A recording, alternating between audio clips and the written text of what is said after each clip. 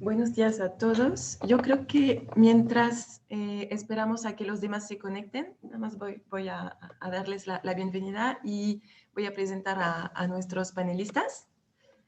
Y ante todo, pues queríamos agradecerles por estar con nosotros esta mañana y también por el interés en el webinar que van a impartir Abel y Fermín de la empresa Sánchez de Bani.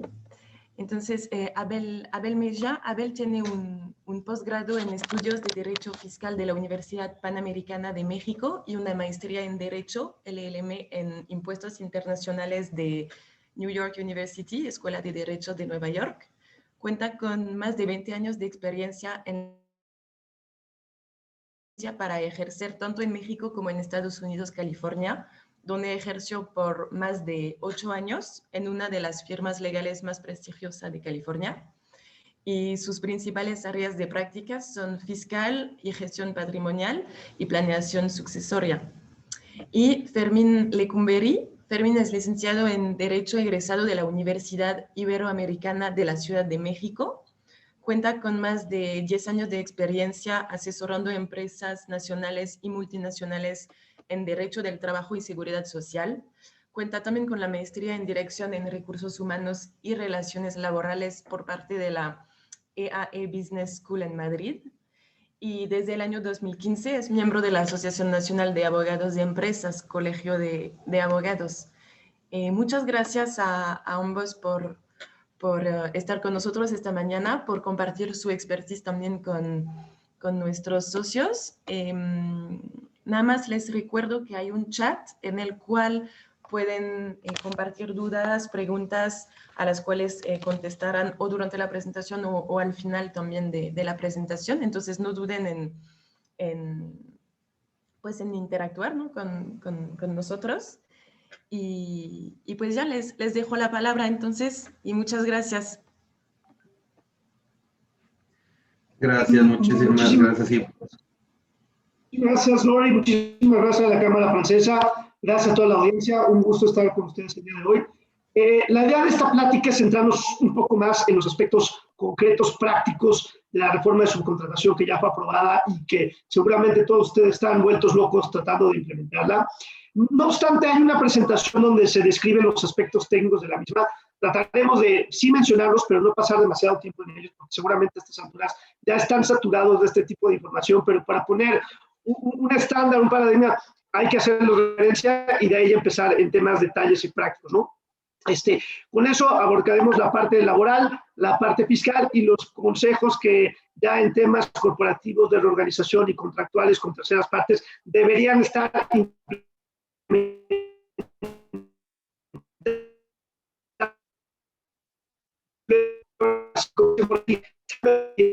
y no nos van a dar más tiempo para mí. Adelante, ya íbamos llevando la conversación. Como decía, Lori, es bien importante que nos hagan llegar sus preguntas por el chat y las iremos atendiendo en el momento si hace sentido para abonar a la discusión o al final.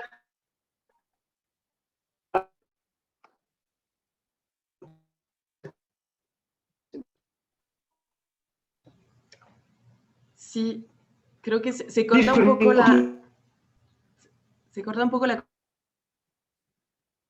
sus dudas, preguntas en el chat, por favor. Perfecto. Bueno, nuevamente a todos muchísimas gracias y buenos días. Como bien comentaba Abel, bueno, la intención de esta reunión o de este webinar es dar un poquito más aspectos prácticos sobre esta reforma que ya entró en vigor desde el 24 de abril de este año. Y bueno, y como ya seguramente lo han estado viendo en últimas fechas, pues bueno, ustedes saben perfectamente cuáles son los antecedentes, cuáles son los alcances, pero digo, no está de más también comentarlos y bueno, y también darles un poquito de antecedentes y un poquito de lo que hemos visto nosotros, que pues en las últimas semanas con los diferentes casos que nos han tocado. Y bueno, nada más para recapitular un poco de dónde viene y de dónde viene esta iniciativa o esta reforma. Como bien saben, esto viene desde el año pasado, desde noviembre del año pasado, en cuando el presidente de la República incluyó una iniciativa a la Cámara de Diputados en la cual se buscaba reformar Ley Federal del Trabajo, Ley del Seguro Social, Ley del Infonavit, Código Fiscal Federal, Ley del ISR y Ley del IVA. Y bueno, eso fue algo que movió mucho al sector patronal en México, porque bueno, pues estaba reformando y eliminando pues un esquema que se venía utilizando durante muchos años. Pasaron varias negociaciones en esa primera etapa. En diciembre se tomó la decisión de detener esa iniciativa y mandarla hasta el siguiente ejercicio, hasta el siguiente año, el cual fue hasta el 5 de abril cuando se llegaron a diversos acuerdos, tanto el sector público, sector privado y el sector obrero, en los cuales pues ya se tomó la decisión de cuál iba a ser la iniciativa que se iba a proponer a la Cámara de Diputados. Fue aprobada por la Cámara de Diputados, luego fue por la Cámara de Senadores, y el pasado 23 de abril del 2021 fue cuando se publicó esta reforma, en la cual es el decreto donde se reforman varias leyes, que vamos a ver más adelante cuáles son las leyes afectadas, pero aquí lo importante, la fecha que tenemos que tener en mente es 23 de abril del 2021. Muchos se quedaron o nos quedamos con la idea que se iba a promulgar el 1 de mayo, el viernes pasado. Sin embargo, el gobierno se adelantó una semana y la publicó el 23 de abril. Entonces, para todos los efectos laborales, seguridad social e Infonavit, la fecha de inicio en vigor de la reforma es el 24 de abril del 2021.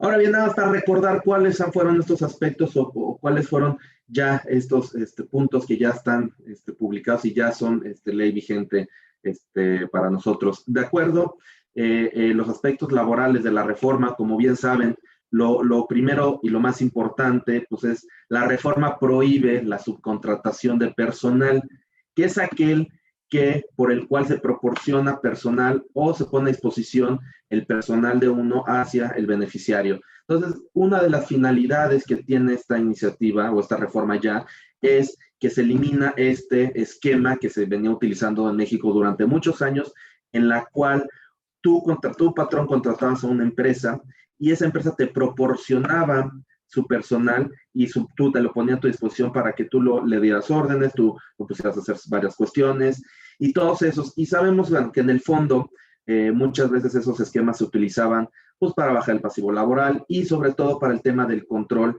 del pago del reparto de utilidades, que es otro tema que vamos a ver más a detalle más adelante. Pero ese esquema pues, que se venía utilizando era legal. A partir del 24 de abril, ese dejó de ser legal, esos esquemas en donde una empresa te proporciona su personal y tú lo tienes a tu disposición. Eso ya va a estar prohibido. Otro punto muy importante que contiene la reforma es que, bueno, aunque se elimina la subcontratación de personal, lo que sí va a seguir permitido, pero regulado, va a ser la contratación o la subcontratación de los servicios especializados u obras especializadas.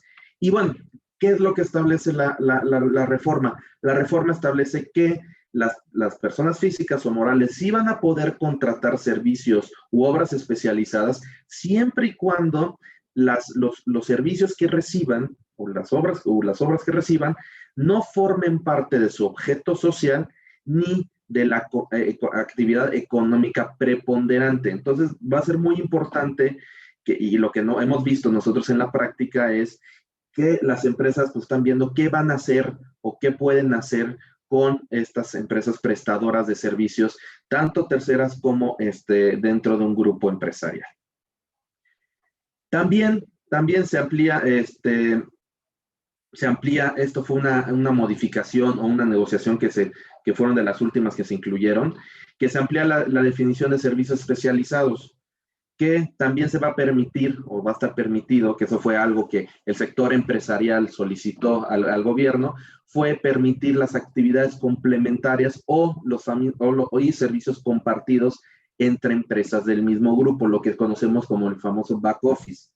Pero aquí van a tener que seguir cumpliendo con el requisito que esos servicios complementarios o servicios compartidos que se presten en un grupo de compañías van a tener que ser considerados o van a tener que ser especializados, y los servicios que se presten a otras empresas, pues bueno, vamos a tener que revisar que el objeto social de la beneficiaria no sea el mismo que la prestadora de servicios, ni que tenga la misma actividad económica preponderante. Entonces, aquí es importante este punto tenerlo también en mente. ¿Por qué? Porque los servicios compartidos entre compañías sí van a estar permitidos, pero van a estar muy regulados y van a tener que cumplir con estos supuestos, con estos requisitos que marca la reforma. Exactamente, ahí a lo mejor, Fermín, vale la pena hacer el comentario, porque en muchos otros foros y entre los mismos clientes hemos escuchado, no, el insourcing sí subsistió. Digamos que se va a permitir como de manera excepcional, pero sí hay que hacer un análisis muy detallado de cómo está el empresarial. Ya lo que la autoridad claramente no va a permitir que hayan empresas cascarones, que así se llamaban, ¿no? Que tengan todo tipo de activos y no tengan capital humano, por más que haya permitido, ¿no? Entonces habrá que entender que todas las empresas ya van a tener que contar dentro de ellas a los empleados que realicen sus actividades esenciales, y únicamente por excepción se podrá mantener lo que antes era la insourcing que tenían a todos, pero exclusivamente con los empleados que presten servicios muy especializados al otro grupo de empresas, ¿no? Entonces, eso es bien importante. Sí se mantiene una cierta modalidad de insourcing, pero sujeta a condicionantes y a limitantes y a un riesgo más alto, ¿no? Va a ser la excepción y únicamente sujeta a un análisis muy detallado que se haga al interior del grupo. Exacto. Y nada más para completar un poco lo que comentó Abel, y es algo también muy importante, es que las empresas ya van a necesitar contratar a su gente para cumplir con ese objeto social o actividad económica. Entonces va a ser muy importante que ya las empresas, como las conocíamos, las empresas cascarón, como comenta Abel, pues van a dejar de existir, ya van a tener que contratar a su personal y a sus trabajadores, los trabajadores necesarios para cumplir con ese objeto social. Y bueno, otro punto aquí muy importante que tenemos que tener presente es que las empresas prestadoras de servicios especializados, todas estas empresas que se van a dedicar a prestar un servicio especializado o una obra especializada, van a tener o van a necesitar forzosamente tener o registrarse más bien, porque antes era una aprobación, pero ahora ya va a ser un registro por parte de la Secretaría del Trabajo y Previsión Social para que puedan seguir operando. Vamos a ver también más adelante que en caso de incumplimiento de esta disposición o de este artículo en específico o de este registro, las multas que establece la reforma o lo que ya establece ya la Ley Federal del Trabajo son multas muy altas y son multas que sí pueden tener un impacto muy importante con los diferentes patrones. Pero esto es muy importante, este registro, que todavía la Secretaría del Trabajo está trabajando en las reglas de registro y en la plataforma que va a utilizar, pero vamos a tener aproximadamente 3 meses más o menos para obtener este registro. Entonces va a ser muy importante tener este registro. En temas muy concretos, ustedes seguramente tenían todos conocimiento de este registro. Hay un par de aspectos que vale la pena hacer énfasis sobre los mismos, ¿no? Uno, aplicará la afirmativa ficta, es decir, si yo presento una vez que ya han salido las reglas, salvo que las reglas venga algo diferente, mi presentación, y no me contestan, se entenderá que es una afirmativa ficta, pero no queda claro si me van a emitir algún recibo, alguna constancia o algo de ya que pasó ese plazo y demás, ¿no? Entonces, como contratante de un servicio especializado, ¿qué es lo que tengo que pensar en pedirle a mis contratistas? Uno, enséñame ahora sí literalmente la acusa de recibo de que presentaste tu petición para ser dado de alta como servicio especializado, y dame alguna certificación, declaración y demás, que pasado el periodo de afirmativa ficta no se te emitió una negativa de ese tema, ¿no? Para que yo pueda tener mayor certidumbre de saber de que aunque si bien no te han dado la autorización, aplica la afirmativa ficta en virtud de que no te han negado el tema, ¿no? Pero son temas muy concretos, muy específicos que hay que ver. Y ahí, ¿qué pasa?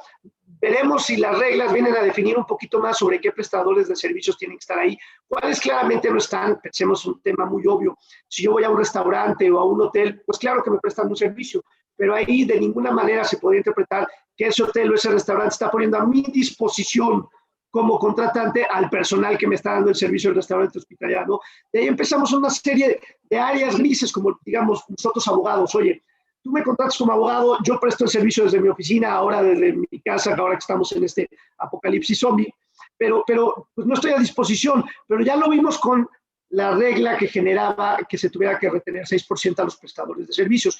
Nosotros como contadores, como abogados, contadores, financieros y demás, consideramos que no teníamos que estar sujetos a ese 6% porque no estábamos poniendo personal a disposición del contratante, pero parecería que la posición más conservadora en el mercado fue, mira, entre dimes y diretes no voy a jugármela, a todos les retengo. Parecería que esto se va a replicar con la nueva normatividad.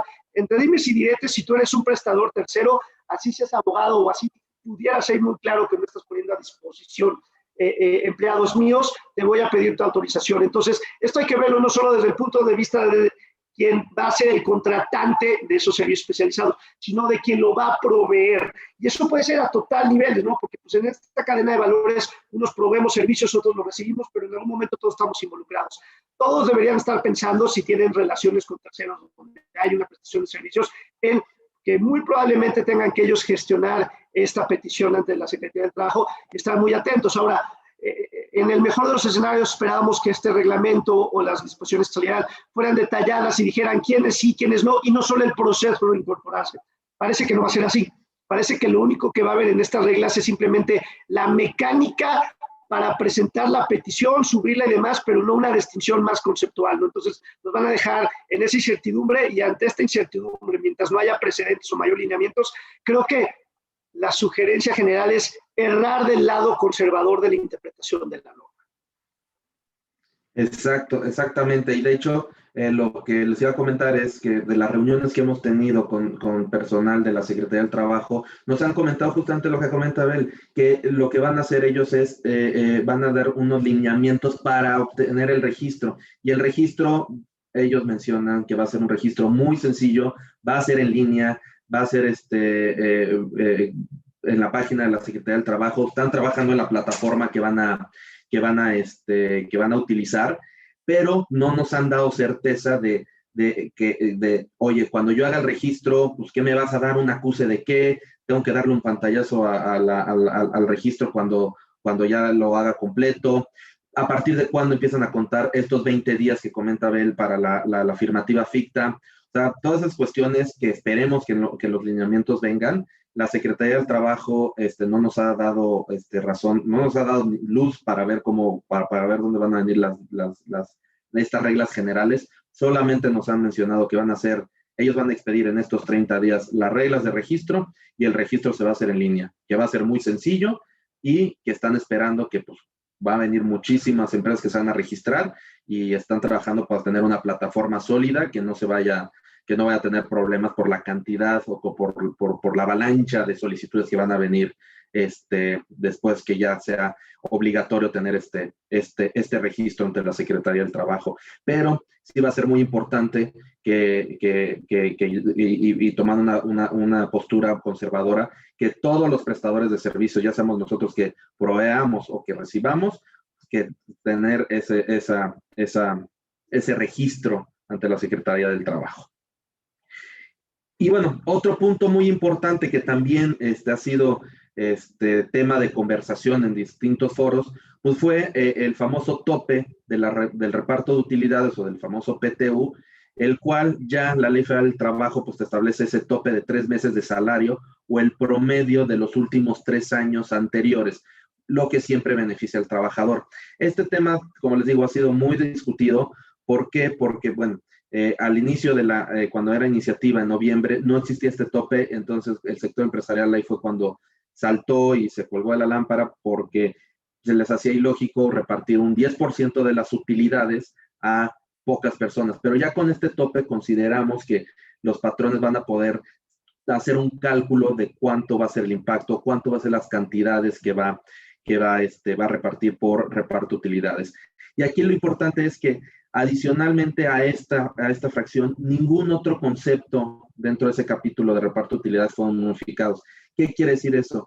Que nosotros vamos a tener que seguir utilizando el procedimiento que marca la Ley Federal del Trabajo para el cálculo y pago de las utilidades. Pues el 10% lo dividimos en 2 grupos, dependiendo de los días trabajados, dependiendo del salario de los trabajadores, con el tope que marca el mismo artículo 127, que es el salario del trabajador sindicalizado o del mismo rango, más un 20%, y con eso se tiene que pagar el reparto de utilidades. Y aquí lo importante es que ya nosotros vamos a tener ese tope de los 3 meses para que los trabajadores reciban esas utilidades. Nunca va a poder ser mayor a 3 meses, salvo que sí se ha venido repartiendo utilidades en los últimos años, se haga el promedio de los últimos 3 y esa cantidad sea mayor a 3 meses. Esa sería la excepción para el caso que pagamos más 3 meses. Y esto viene sobre todo para las empresas mineras, porque las empresas mineras durante muchos años pagan PTU por las utilidades muy altas. Entonces, para no afectar a estos trabajadores y reducir su tope, por eso se puso esta disposición que se tiene que tomar el promedio de los últimos 3 años y lo que beneficie más al trabajador es lo que va a pagar el patrón. Ahí vale la pena mencionar, dentro del punto de vista ya práctico, es algo que estamos sugiriendo es, hay que realizar un grupo multidisciplinario de funcionarios de la compañía que se reúnan, por una parte mínimo recursos humanos y por otro lado el sindicato o el representante similar de la parte de empleados. Porque por cómo va a operar este tema y el movimiento de empleados que va a haber, seguramente habrá muchas situaciones donde va a haber una ayuda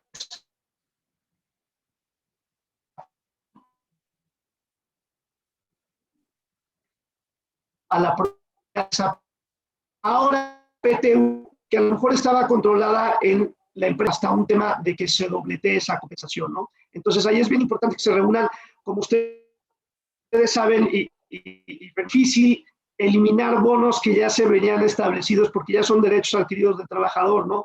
Pero tiene que haber una sensibilidad y tiene que ser un proceso muy, muy detallado, tejiendo fino, para decir, a ver, realmente vamos a ver que estás en una mejor situación, pero hay ciertos montos o ciertas situaciones que nos va a llevar a una compensación que no guarda ninguna relación con la realidad o que simplemente ya no deja en una posición de competitividad a la compañía, ¿no? Es un proceso muy fino que se tiene que ir llevando porque se van a dar muchas de estas situaciones, ¿no? Y ahí en la mecánica de PTU que les platicará un poquito más Fermín, cómo se terminan los topes respecto del 20% adicional al empleado sindicalizado que recibe mayor compensación. A lo mejor eso también juega en cómo se distribuyen las fuerzas laborales y cómo se hace la reorganización corporativa dentro de grupos empresariales en diferentes unidades de negocios para las pensaciones y la productividad que se espera de personal.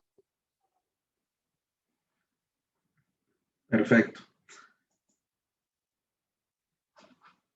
Y bueno, nada más para no dejarlo y pasar y comentarlo, la sustitución patronal, como bien saben que era la forma más viable para hacer transferencias de trabajadores, establecían, bueno, más bien por varios criterios de jurisprudencia, pues establecía que para que subsistiera o fuera legal la sustitución patronal es necesario la transferencia de activos.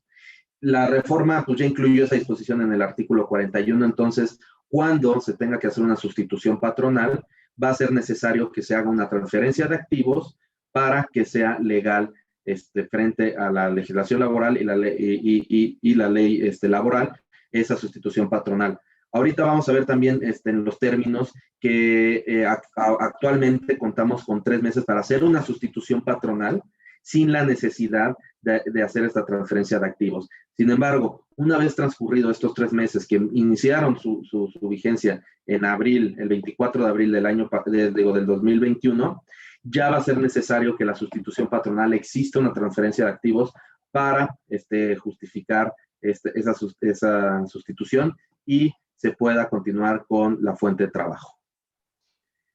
Perdón que te interrumpa, a lo mejor ahí vale la pena que comentes sobre las diferentes interpretaciones que se les va dando a este periodo, ¿no? De si la reforma entra en vigor de inmediato o este plazo se puede interpretar como durante estos 3 meses que se da este beneficio no entra en vigor, ¿cómo lo estamos viendo y qué riesgos y pros hay en las dos diferentes interpretaciones que entiendo que hay, ¿no? Claro que sí, Abel. Y de hecho, bueno, ahorita lo vamos a ver en una línea de tiempo para que lo vean los diferentes términos que van a entrar en vigor. Pero en este caso en específico, en el de la sustitución, la transferencia de trabajadores, la iniciativa sí establece un artículo transitorio en el cual establece que para la sustitución patronal o para la transferencia de trabajadores a través de una sustitución patronal, la reforma te va a dar un término de 3 meses a partir de la entrada en vigor, 24 de abril del 2021, para hacer la transferencia de los trabajadores. Pero ojo, muy importante, la reforma menciona y establece que para los efectos laborales, seguridad social y ley del Infonavit, la ley ya es vigente desde el 24 de abril del 2021. Mucha gente ha considerado que pues, tenemos 3 meses de transición pues, para hacer todo lo que tenemos. Sin embargo, nuestra interpretación de la ley es que solamente se estableció un periodo de 3 meses, bueno, se estableció un periodo de 3 meses para hacer la transferencia de trabajadores sin la necesidad de la transferencia de activos. Sin embargo, las cuestiones laborales y de seguridad social y del Infonavit ya entraron en vigor desde el 24 de abril. ¿Esto qué quiere decir? Que en caso, que digo, vemos un riesgo mínimo, pero todo es un riesgo que tenemos, en caso de una auditoría en estos días, antes de reorganizarnos y antes de transferir trabajadores y eliminar cualquier tipo de prestación de servicio de personal, si llega una auditoría por parte de la Secretaría de Trabajo y ya estamos en incumplimiento de estas nuevas disposiciones, la autoridad ya nos puede imponer multas, que las multas, como menciona esta diapositiva, puede ir de las 2,000 hasta las 50,000 veces la UMA, y esto puede ser hasta de 4.4 millones de pesos. Y de acuerdo a lo que establece la Ley Federal del Trabajo, las sanciones que se pueden establecer pueden aumentar o pueden depender de la gravedad de la falta o del número de trabajadores afectados. Entonces, aquí es muy importante hacer esa distinción, que el periodo de los 3 meses que establece la iniciativa es para hacer la transferencia sin la necesidad de transferir activos. Sin embargo, ya las disposiciones en la ley ya son vigentes desde el 24 de abril de 2021. Es muy importante tener eso presente. Yo entiendo lo que informalmente se ha comentado por parte de la autoridad, es que habrá flexibilidad y no llevarán a cabo visitas, auditorías en este periodo, ¿no? Pero a ver, una vez más, sin dudar, por supuesto, la integridad de los funcionarios que nos comentaron, es eso, una promesa de parte del funcionario, pero no hay una reglamentación institucional, ¿no? Entonces creo que ahí el mensaje, Fermín, corrígeme si me equivoco, es, a ver, aunque parecería que estos 3 meses en la práctica sí van a dar lugar a un periodo de transición, en la ley no hay nada que lo garantice y claramente las autoridades estarían en su facultad para, ahora sí que, como diría algún expresidente, hoy, llevar a cabo ese tipo de visitas. Entonces, creemos una vez más, en aras de una incertidumbre, lo más sano y la mejor práctica corporativa es cerrar del lado conservador, y eso significa implementar los cambios lo antes posible para minimizar el riesgo de que dentro de estos 3 meses pudiera haber una visita donde identificaran incumplimientos con la nueva legislación. Exactamente, como les habíamos comentado, pues en las reuniones que hemos tenido con varios empleados de la Secretaría del Trabajo, subsecretario del Trabajo Salafranca en específico, nos comentó que la intención de la autoridad no es hacer esta cacería de brujas, que ellos van a esperarse que pasen estos 3 meses para hacer la sustitución patronal sin la transferencia de activos. Sin embargo, pues es un dicho, no tenemos nada oficial. Lo que sí tenemos legal y en la ley es que para cuestiones laborales, digo, ley Federal del Trabajo, ley del Seguro Social y ley del Infonavit, entró en vigor desde el pasado 24 de abril. Entonces, pues la Secretaría del Trabajo nos ha dicho que ellos no quieren hacer inspecciones ahorita, pero legalmente hablando, pues ya estamos en incumplimiento desde el 24 de abril. Desde el 24 de abril ya deberíamos estar en cumplimiento con esto. Y bueno, nada más para comentarlo, también, como les comenté, sufrieron varios aspectos de la ley del Seguro Social. Y bueno, el punto aquí importante es que los contratistas ahora van a tener la obligación de informarle al IMSS, al Instituto Mexicano del Seguro Social, sobre todos los contratos celebrados en un cuatrimestre, en el cuatrimestre determinado. Y deberán de señalar o de acompañar con todo este registro o con este aviso que tienen que dar al IMSS, el registro patronal, las escrituras constitutivas, el objeto social de su contrato, el beneficiario, el RFC y el registro que tiene esa empresa sobre ante la Secretaría del Trabajo. Aquí es muy importante también mencionar que a últimas fechas existen varios convenios de colaboración entre el IMSS, entre el SAT, Infonavit, Secretaría del Trabajo. Entonces, por eso estos temas de registros que tienen que seguir los contratistas ante el IMSS, y ahorita vamos a hablar ante el Infonavit, van a ser muy importantes que estén bien presentados con la información correcta, con la información real, a efecto de evitar incumplimiento del IMSS y que el IMSS a su vez dé algún tipo de aviso a otra autoridad y que la otra autoridad vaya a iniciar un procedimiento en nuestra contra. Porque les digo, con estos convenios de colaboración que existen entre varias dependencias, se van pasando información de los diferentes patrones y con eso pues pueden mandar inspecciones a efecto de revisar que sí estén cumpliendo con estas disposiciones. Entonces va a ser muy importante que nuestros contratistas, o si nosotros somos las personas que nos contratan, tener este registro ante el IMSS. Y bueno, también se establecen estas multas que van de las 500 a las 2,000 meses la UMA en caso de incumplimiento. Y otro tema aquí importante es, ya no se va a poder crear o ya no se va a poder tener lo que antes se conocía como el registro multiclase. Y el registro multiclase era un mismo registro patronal, tenía tenía un registro en cada clasificación. Eso ya no va a ser posible, eso ya no va a ser necesario.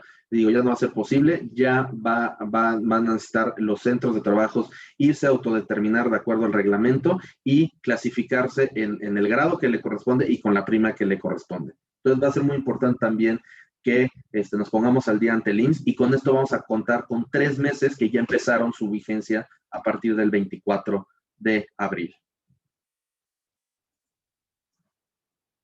Y por último, la ley del Infonavit, muy parecido a lo que te pide el Instituto Mexicano del Seguro Social, también cuando el prestador de servicio especializado estará obligado, a proporcionar de igual manera, de manera cuatrimestral al Infonavit, todos los contratos que hayan celebrado, también deberá de acompañar los contratos de prestación de servicio, que ya va a ser obligatorio que los contratos de prestación de servicio sean por escrito y que establezcan el objeto de lo que se va a tratar los servicios que van a prestar, los montos de aportaciones, los montos de amortizaciones y la información de los trabajadores que que van a ser utilizados para prestar un servicio. Y bueno, obviamente van a tener que necesitar presentar otra vez el registro ante la Secretaría del Trabajo y Previsión Social.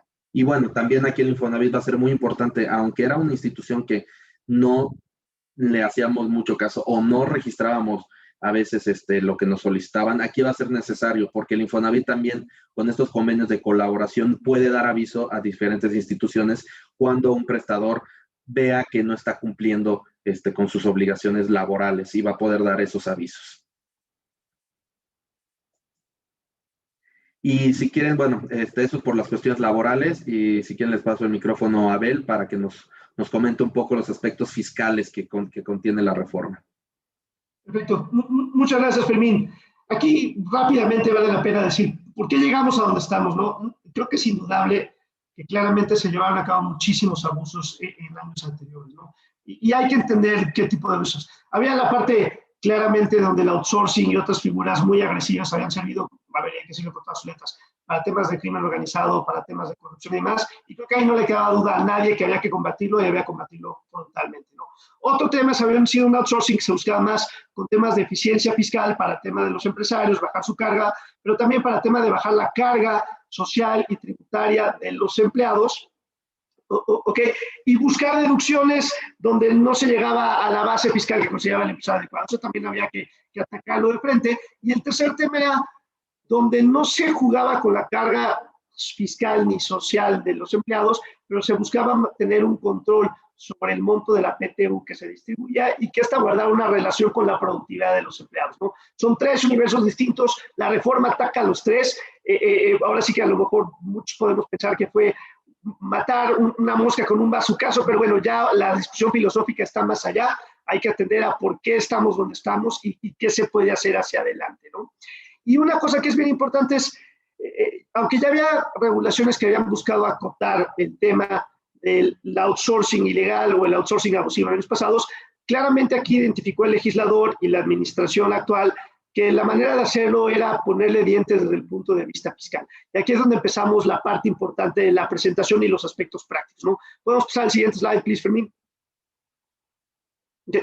Una parte importante es, por primera vez tenemos ya una definición específica para efectos fiscales de lo que es la subcontratación laboral. Si bien trata de estar coordinada, digamos que hay un texto específico a nivel del Código Fiscal de la Federación y la ley del impuesto sobre la renta, ¿no? Y hay una serie de supuestos que son los que hay que tener en mente. Cuando un contratista proporciona trabajadores propios en beneficio del contratante o los ponga a disposición de este, cuando los trabajadores que el contratista proporcione o ponga a disposición originalmente hayan sido trabajadores del anterior y hubieran sido transferidos al contratista mediante la figura jurídica que sea aplicable, cuando los trabajadores que provea o ponga a disposición del contratista abarquen la totalidad de las actividades preponderantes del contratante y cuando los trabajadores desempeñen actividades económicas relacionadas con el objeto social del contratante, así como con la actividad económica preponderante del beneficiario. Y aquí son dos cosas que debemos llevar los temas. Hace un énfasis especial en las actividades que vienen relacionadas en el objeto social y la actividad económica preponderante, que es de la donde provienen la mayoría de los ingresos y que ha sido reportada frente a diversas autoridades, incluyendo el Servicio de Administración Tributaria, ¿no? Siguiente slide, por favor. Okay. Ahora, ¿qué es lo que pasa? Primero tenemos por un lado es, simplemente y llanamente se señala que no se dará efectos fiscales para el contratante respecto de la contratación de servicios de subcontratación. ¿Qué significa esto? Básicamente, no va a haber deducción de impuestos sobre la renta y no se podrá tener acreditamiento del IVA que se fue trasladado al contratante. Ahora bien, el que no se den efectos fiscales para el contratante no significa que no se den efectos fiscales para el contratista. Obviamente el contratista sí tendrá que acumular la compensación que le haya pagado el contratante y también deberá considerar el IVA que trasladó y que le fue pagado para efectos de determinar el IVA que tiene que enterar a la autoridad en su momento, ¿no? Ahora, ¿qué es lo que sí se regula en específico? Y se dice, sí habrá efectos fiscales de deducción de acreditamientos para servicios especializados, ¿ok? Y nos da una serie de parámetros que son mínimos, eso es bien importante tenerlo, son mínimos que se deben de cumplir, pero no nos aseguran que el servicio como tal sea especializado, ¿no? ¿Qué pasa? No deben formar parte del objeto social. Y aquí hacemos referencia a una práctica que por mucho tiempo era la que se aplicaba, ¿no? Cuando constituíamos una sociedad o cuando reformulábamos los estatutos sociales, para efectos de dejarlo lo más amplio, decíamos, bueno, mete todas las actividades que vende tortas, refrescos, lo que tú quieras y mandes, pero lo más amplio posible en ese sentido, ¿no? Ahora vamos a una tendencia totalmente inversa.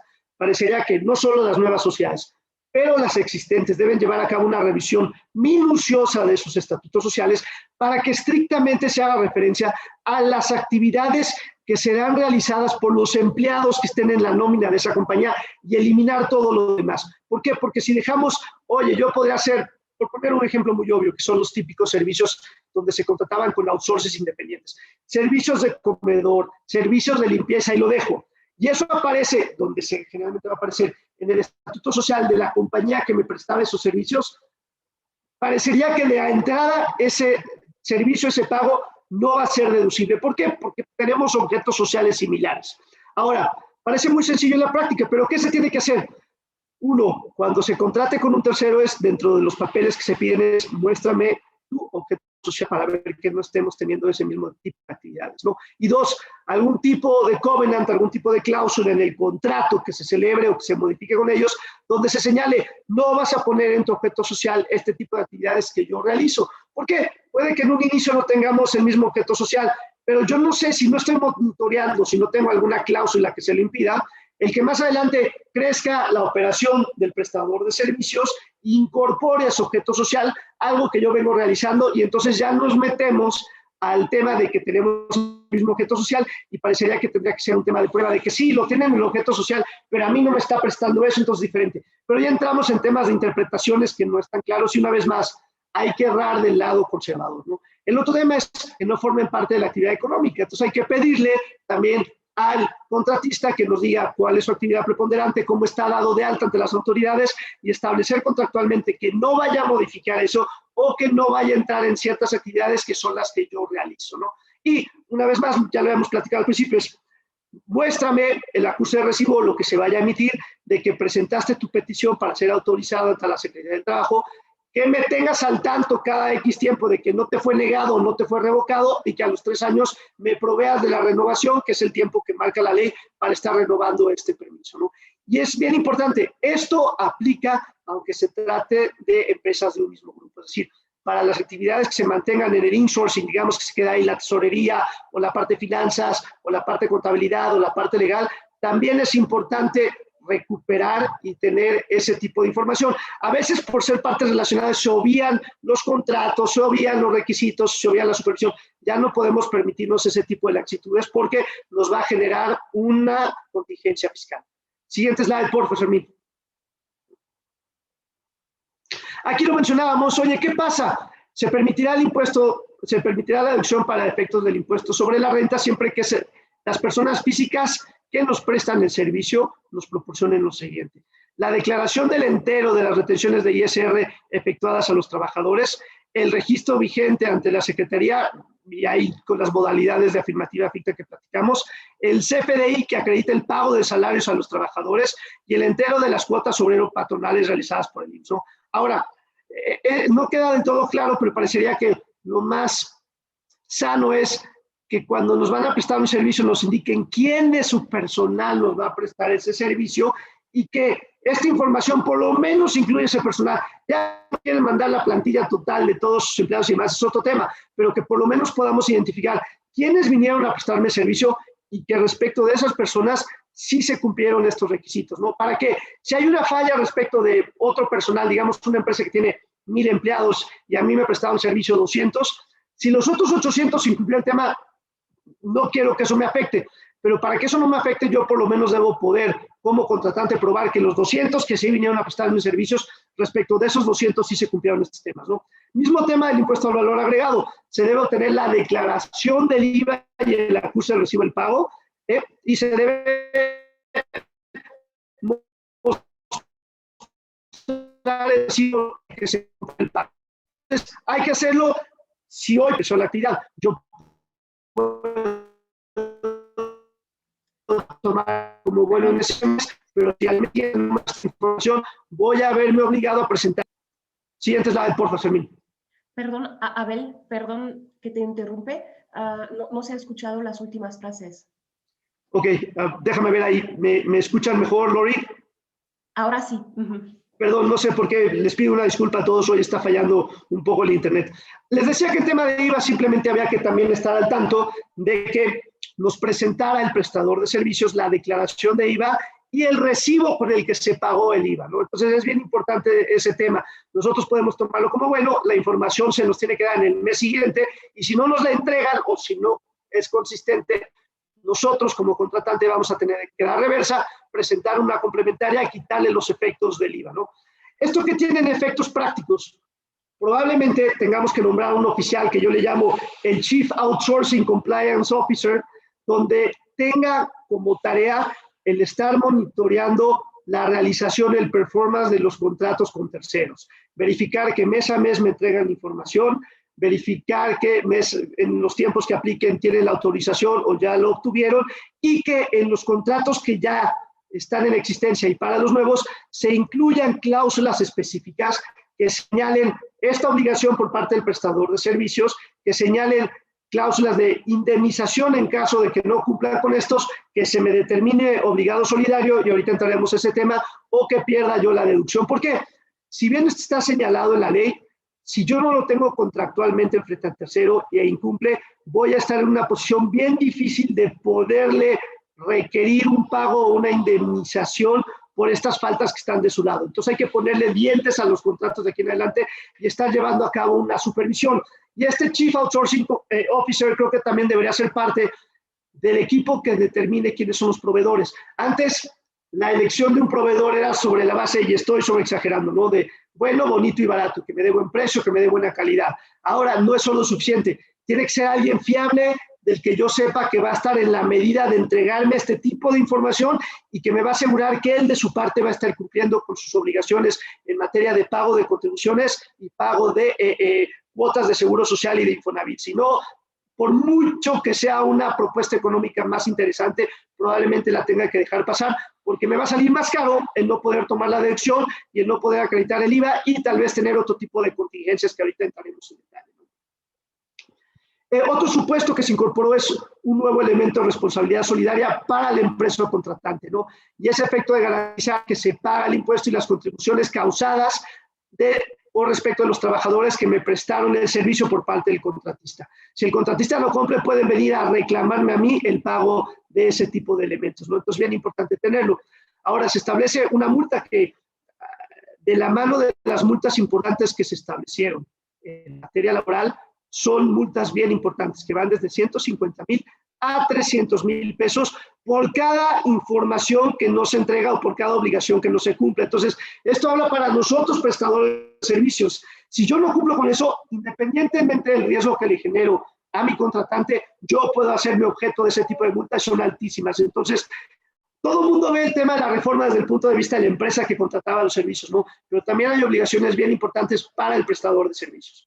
Y se considera como agravante tomar la deducción del gasto de acreditamiento. ¿Y esto es qué es lo que permite? Pues que automáticamente se vayan a la multa más alta e imponerlas sin tener que hacer mayor detalle de por qué no nos aplica la multa más baja, sino la más alta, ¿no? Y otro tema que es bien importante, que bajo esta administración claramente han demostrado que no les tiembla la mano en ejercer las facultades de responsabilidad penal contra los contribuyentes, independientemente de la determinación de un crédito, cuando han encontrado que hay elementos desde su punto de vista para fincar una responsabilidad penal, lo han hecho y es una medida de presión muy importante para los contribuyentes, ¿no? Aquí claramente se estableció como un delito de defraudación fiscal el utilizar esquemas de prestación de servicios especializados o de ejecución de obras especializadas que no lo son, o realizar actividades de subcontratación de personal. Aquí es bien importante mencionarlo porque ya hemos escuchado de varios clientes que por otras partes le dicen, no, mira, simplemente cambiemos el contrato, que no diga subcontratación, que ahora diga servicios especializados, pongamos el papelito y demás. Ese es precisamente el escenario donde nos podrían fincar un tema de defraudación fiscal, porque estoy simulando un contrato que es de servicios especializados cuando realmente es de subcontratación. Entonces, no es un tema que nada más se modifique, que es un tema que pueda perder mi deducción o mi acreditamiento. Es un tema que si yo participo en eso, tanto del lado del prestador de servicios como quien lo recibe, puedo verme afectado con un tema penal y ahí ustedes se imaginarán, es bien distinto litigar guardadito en una celda de 4x4 a estar litigando exclusivamente un tema monetario, ¿no? Uno de los temas buenos, que ya no es necesario, es el tema de la derogación de la retención del 6% del IVA, que ya venía aplicando y que, como les comentaba, la gran mayoría de los clientes institucionales que teníamos habían dicho, mira, me queda claro que tú no pones a disposición tus abogados, que tú no pones a disposición tus contadores de mi empresa, pero para no correr ningún tipo de riesgo, te voy a retener el 6%. ¿Qué pasó? El mercado no le quedó otra más que aceptarlo y creemos que va a ser la misma historia para el tema de la autorización de la Secretaría del Trabajo y Previsión Social. En aras de que haya un riesgo, a todos los prestadores se les va a requerir que tengan esa autorización. Y si no la puedes tener y no me la puedes probar, simplemente te voy a quitar del padrón de personas que me pueden proveer un servicio, ¿no? Siguiente slide, porfa, Fermín. Ahí te regreso la palabra, señor. Perfecto, gracias. Y bueno, nada más para recapitular lo que ya habíamos platicado de las diferentes entradas en vigor de las diferentes leyes. Aquí, como les había comentado, para la Ley Federal del Trabajo, Ley del Seguro Social y Ley del Infonavit, entró en vigor el día siguiente de su publicación en el Diario Oficial de la Federación. Esto fue publicado el 23, entonces entró en vigor el 24 de abril del 2021. ¿En dónde estamos actualmente o qué es lo que está pendiente actualmente? Actualmente, a partir de esa fecha que les comento, la Secretaría del Trabajo cuenta con 30 días naturales para expedir las disposiciones de registro para las empresas que proporcionan servicios. En teoría, si no están esta semana, van a estar a inicios de la próxima semana estas disposiciones y como les comento, van a ser unas disposiciones al parecer muy sencillas y solamente van a incluir disposiciones para hacer el registro ante la Secretaría del Trabajo a través de esta plataforma electrónica. Lo que ya habíamos comentado, a partir de la entrada en vigor, tenemos estos 3 meses para que las empresas que operan bajo un régimen de subcontratación actualmente empiecen a transferir a los empleados a las diferentes entidades que deben de estar los trabajadores de acuerdo a sus funciones y de acuerdo al objeto de esa empresa, sin la necesidad de hacer una transferencia de activos. Esto es una ventana que te da la reforma para que esta sustitución patronal sea algo más sencillo y sin esta transferencia de activos. Otro tema, digo, aquí no sé por qué mencionaron días, pero la reforma establece días, que las empresas contarán con 90 días naturales para darse de baja en este multiregistro que les había comentado y para empezar a hacer el registro ante el Instituto Mexicano del Seguro Social con la prima de riesgo, bueno, autodeterminarse y que les den la clase y la prima de riesgo que le corresponde de acuerdo a las funciones que van a tener esas empresas. También vamos a tener con 3 meses contados a partir de la entrada en vigor del decreto para que las empresas, o sea, tenemos 3 meses, para que las empresas empiecen a dar información al Instituto Mexicano del Seguro Social y al Infonavit sobre los contratos de prestación de servicios que celebren y el nombre de los beneficiarios, más toda la información que ya necesita recibir tanto el IMSS como el Infonavit. Aquí, también muy importante, hay que tener muy importante esta entrada en vigor, el siguiente. ¿Por qué? Porque contamos con 3 meses a partir de que se expiran las reglas para que las empresas se puedan registrar ante la Secretaría del Trabajo y Previsión Social. Este término en específico todavía no inicia su vigencia. ¿Por qué? Porque va a iniciar su vigencia una vez que la Secretaría del Trabajo expida las reglas. A partir de ese momento, al día siguiente de su publicación de las reglas, iniciarán estos 3 meses con los que contarán todas las empresas prestadoras de servicios, insourcing, terceros, etcétera, para registrarse ante la Secretaría del Trabajo y obtener este registro que va a ser muy importante para cuestiones laborales, como los comentamos, y para las cuestiones fiscales, como comentó Abel. Aquí, para las cuestiones fiscales, entrará en vigor el 1 de agosto del 2021. Esos códigos fiscal federal, ley del ISR y ley del IVA entra en vigor hasta el 1 de agosto.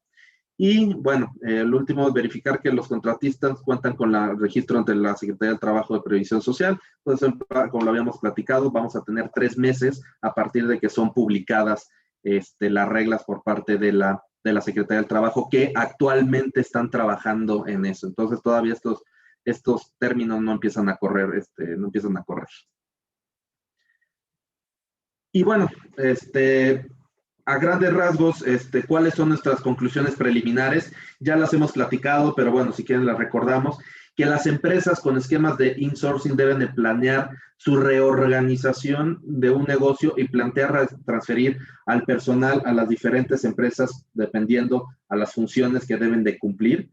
Entonces va a ser muy importante hacer un análisis, y es lo que hemos visto, que las empresas están haciendo análisis desde el punto de vista insourcing, qué van a hacer, si necesitan mover trabajadores. Muchas veces hemos visto que empresas han tomado la decisión de que, bueno, empresas que ya no van a tener necesidad de existir, pues o las liquidan o las fusionan, o sea, hay varias alternativas que están siguiendo los grupos empresariales, pero sí es muy importante hacer un análisis muy concreto sobre el tema de outsourcing, porque hay que revisar las relaciones que existen entre las diferentes empresas y, como dijo Abel en su momento, pues revisar que pusisten con sus contratos bien elaborados, no hacer un machote de contrato, porque pues ahí vamos a necesitar, sí, meterle varias cuestiones para que estén alineados y poder justificar la contratación de servicio. Entonces, sí es muy importante, y lo estamos viendo, que las empresas hagan este análisis sobre su insourcing para ver si están cumpliendo con estas disposiciones.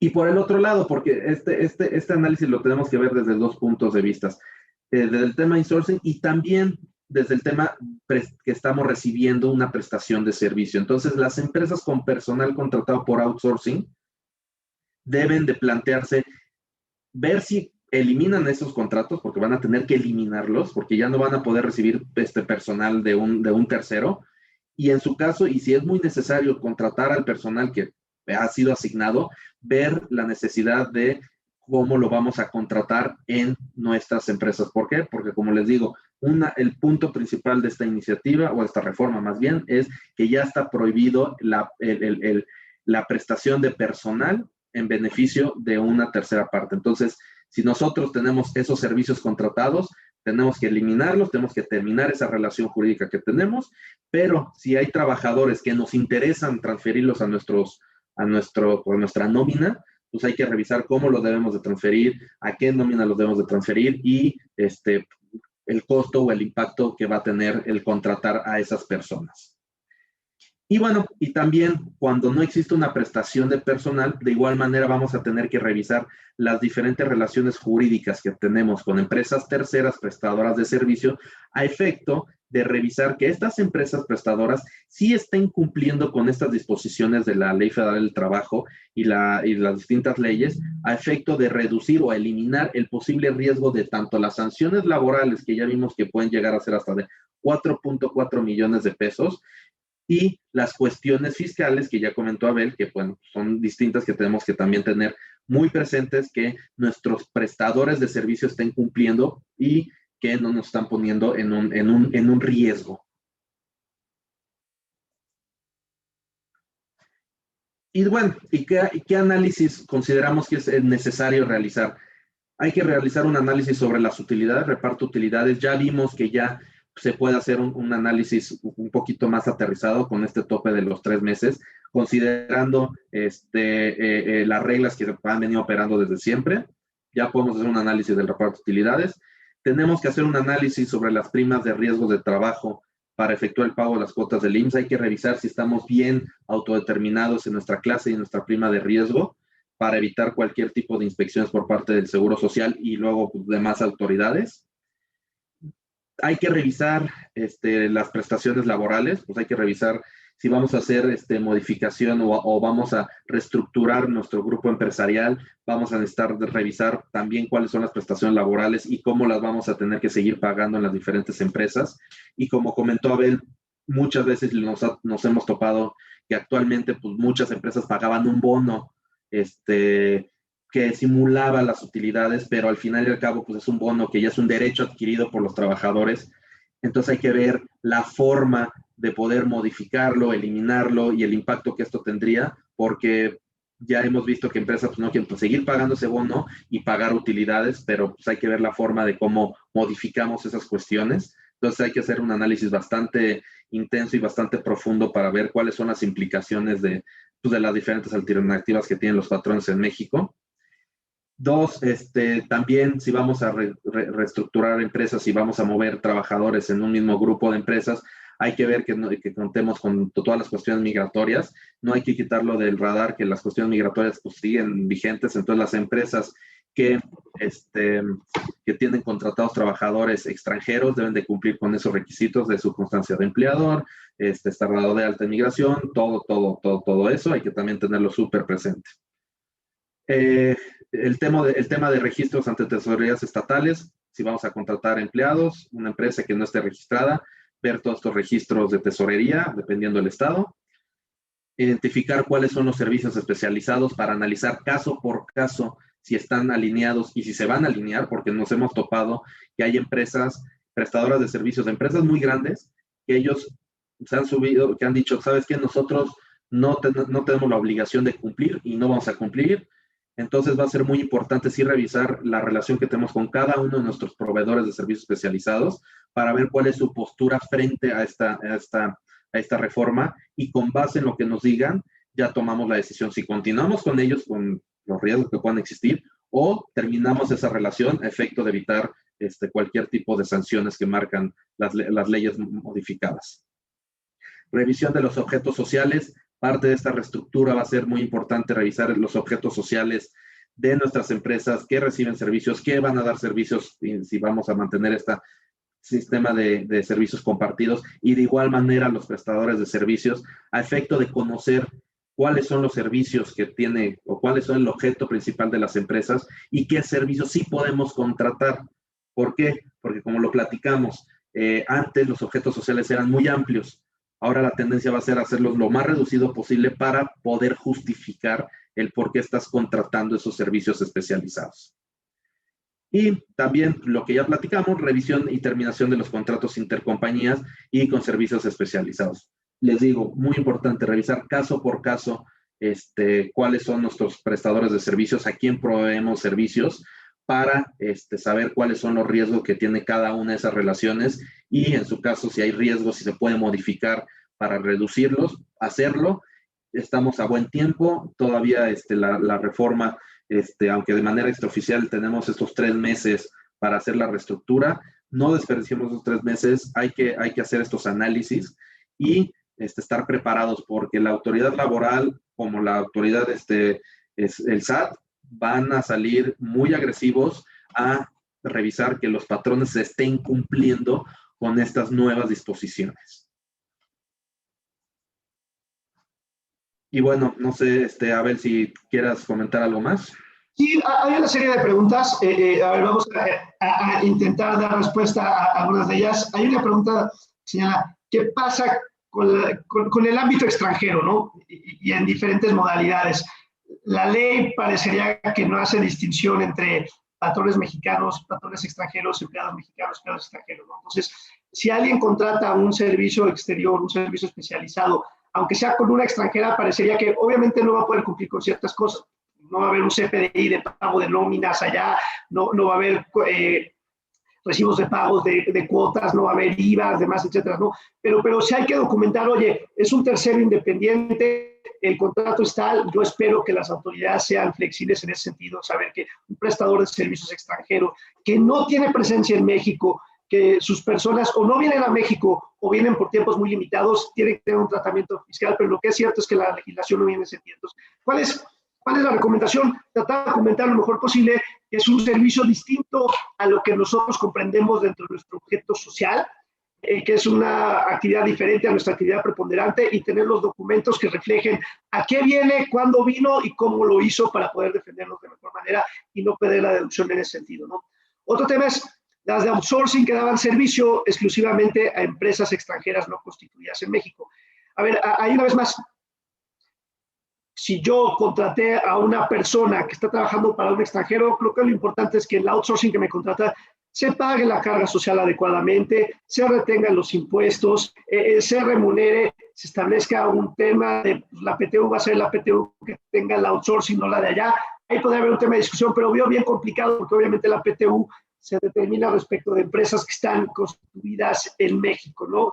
Podría haber un tema que si hay un establecimiento permanente y demás, pero mientras no se tenga esto, creo que el riesgo es menor en ese sentido, pero hay que documentarlo de manera adecuada, ¿no? Otra pregunta por ahí es, ¿qué pasa con los esquemas de honorarios y los socios patrones que trabajan por honorarios, ¿no? A ver, ¿qué opinas tú, Fermín? Me parece que lo que no quiere ver la autoridad son empresas de cascarón. Si yo no tengo una sociedad y yo soy el patrón, pues bueno, ahí no hay un tema menos que yo esté subcontratando con terceros a gente que realmente está trabajando para mí, y ahí va a ser el mismo tema. Si yo soy un one-man show, como puede ser muchas veces el caso de un abogado que lleva todo, pues no hay tema, pero en experiencias, el abogado siempre va a tener un asistente, va a tener un mensajero, va a tener alguien que lo oye, y ellos tal vez los tienen un outsourcing o les paga por honorarios.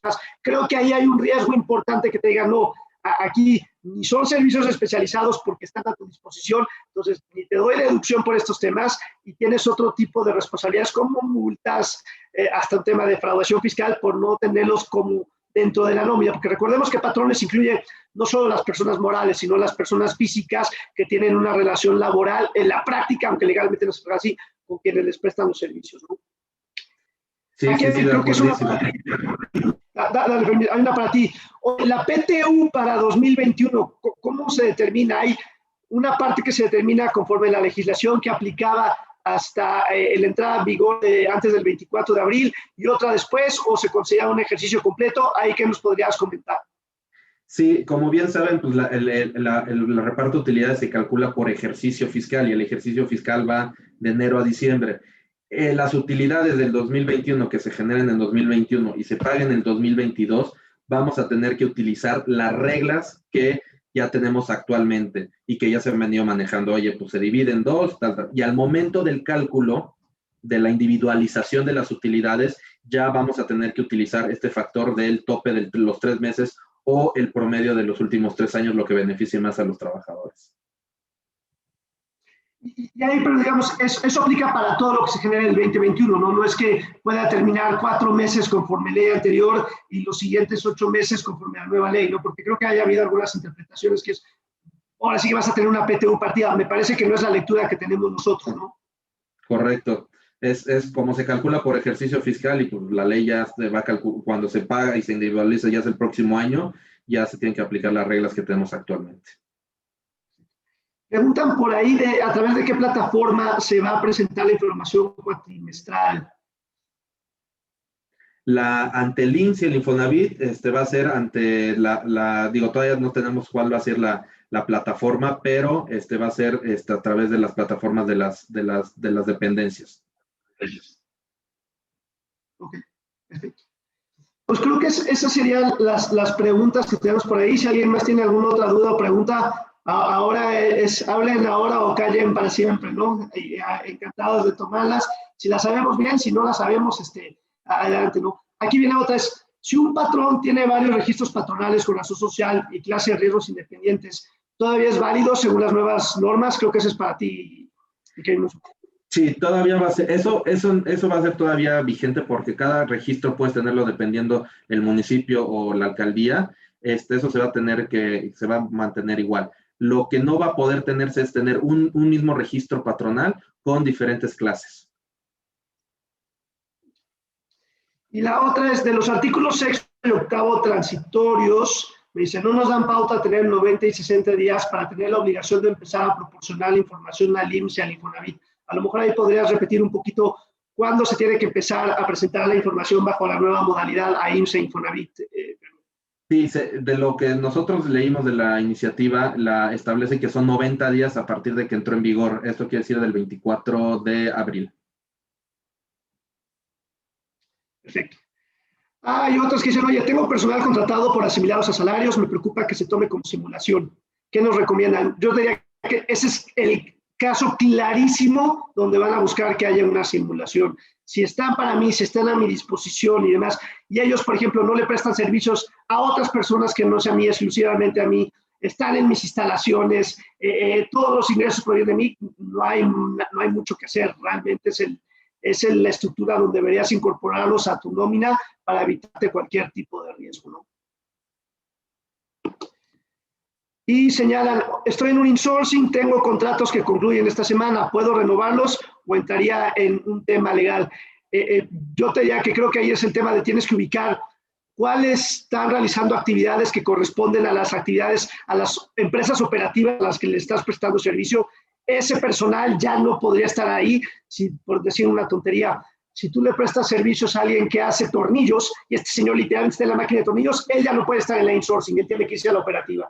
Si tienes al abogado o tienes al de recursos humanos o tienes al doctor de la compañía que está ahí, ese se puede quedar ahí, pero tienes que hacer un ajuste de actualizar el objeto social de la operadora para que no tenga ese tema y actualizar el objeto social de la insourcing para que digas, yo voy a prestar servicios médicos y servicios de tesorería y solo hacer esos, ¿no? Y una vez más, actualizar también tu estudio de precios de transferencia para ver cuánto vas a cobrarle ahora a los demás con base a estos servicios especializados.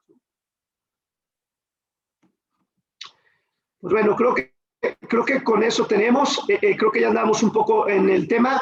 Tienen los datos de contacto tanto de Fermín como de un servidor en esta presentación, se las vamos a hacer llegar, te la mandamos a ti, Claire, y a ti, Lori, para que por supuesto la compartas con los demás. Una vez más, muchísimas gracias por su tiempo, espero que hayan sido de valor los consejos que tratamos que fueran más concretos, más prácticos, ya no tanto en el tema técnico, sino ya ni hay que llorar, ahora hay que atender cómo cumplir con la nueva legislación y minimizar los riesgos que hay, porque hay todavía muchos puntos de incertidumbre. Y una vez más, no puedo cansarme de decir esto. Nuestra recomendación, porque viene una actitud muy agresiva, muy proactiva de parte de las autoridades, incluyendo el tema de fincar responsabilidades penales, en donde haya una incertidumbre, erren por la interpretación conservadora. Y pues bueno, con esto, salvo que tú tengas algo más, Fermín, nos despedimos y agradecemos a todos su tiempo y atención. No, nada, muchísimas gracias a todos y estamos a sus órdenes. Muchas gracias a ustedes, Fermín y Abel. Y sí, la presentación estará disponible en el sitio web de la Cámara también. Y si no tuvieron tiempo de anotar los contactos o cualquier cosa, pueden acudir a nosotros para que los pongamos en contacto con Abel y con Fermín. Muchas gracias y que tengan todos un excelente día.